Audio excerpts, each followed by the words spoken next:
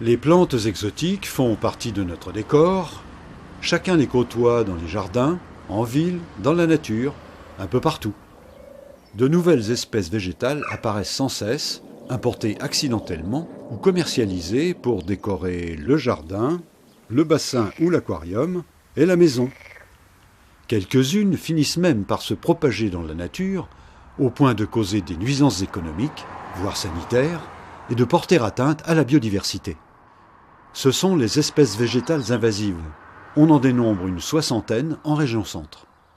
Vous connaissez des plantes invasives sans le savoir. Le buddleia, le robinier Fosacacia, l'herbe de la pampa ou la jussie. Pour le public, lutter contre les plantes invasives, c'est d'abord apprendre à les connaître.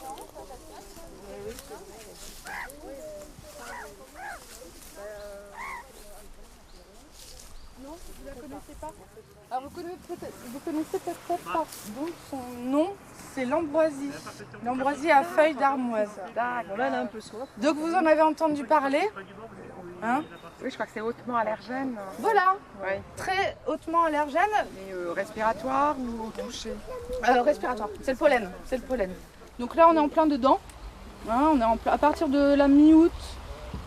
Faut éviter de s'approcher de ces plantes-là. Donc l'ambroisie, typiquement espèce invasive, voilà, très surveillée, hautement allergène, donc très problématique. On a des arbres aussi. Il y a quelques petites espèces, comme ça un échantillon. Vous avez le robinier Fosacacia là. Vous avez des rejets, vous connaissez peut-être le robinier Fosacacia. Voilà, hein, ça c'est un arbre invasif aussi. C'est qui donne les grappes au printemps. Oui, les fleurs dont on fait on parfume les beignets. Non. Là, on voit bien que là où il y a la jussie, il n'y a plus rien. Il n'y a pas d'autre plante. La jussie va asphyxier le plan d'eau, la matière organique va s'accumuler et une mare peut disparaître à cause de la jussie. Mais qui dit asphyxie dit aussi disparition des tritons, des grenouilles, des poissons, de par tout l'écosystème aquatique. Celle-ci, vous la connaissez peut-être, ça fait des très gros touradons de feuilles coupantes et ça fait des grands plumeaux comme ça en fleurs et donc en graines. En ce moment elle est en graines donc on a préféré la laisser dans l'aquarium pour pas disséminer les graines. Est-ce que vous la connaissez cette plante? On appelle l'herbe de la pampa. Tout à fait, l'herbe de la pampa. Donc ça c'est une plante invasive. Le raisin d'Amérique, alors comme son nom l'indique, il ne faut pas le manger. Hein, le raisin il est toxique pour l'homme et pour le bétail. Par contre les baies là sont mangées par les oiseaux. Et regardez ce que ça donne. Les fientes d'oiseaux, donc ça c'est un coup de bol sur mon échantillon. Il y a toutes les graines que l'on trouve dans les baies qui sont disséminées par les oiseaux comme ça.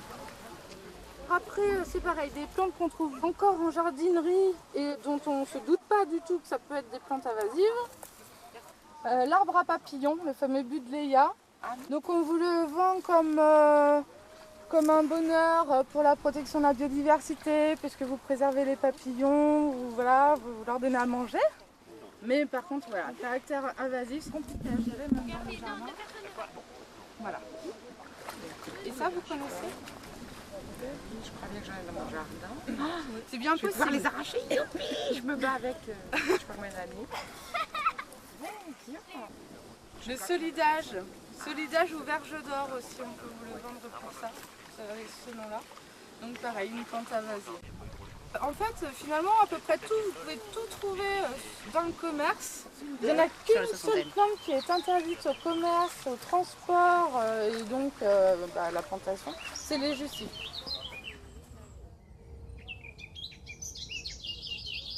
Tout le monde peut agir et contribuer à ne pas répandre ces végétaux dans les milieux naturels en adoptant des gestes simples. S'interdire d'acheter, de planter ou de déplacer des plantes invasives. Contenir les plantes invasives de nos jardins et les empêcher de se multiplier.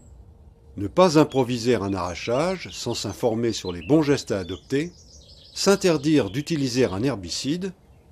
Et ne pas vider dans la nature l'aquarium et les plantes qu'il contient. De manière générale, n'hésitez pas à contacter le groupe de travail plantes invasives en région centre pour obtenir des conseils et des précautions à prendre lors de la gestion de ces espèces.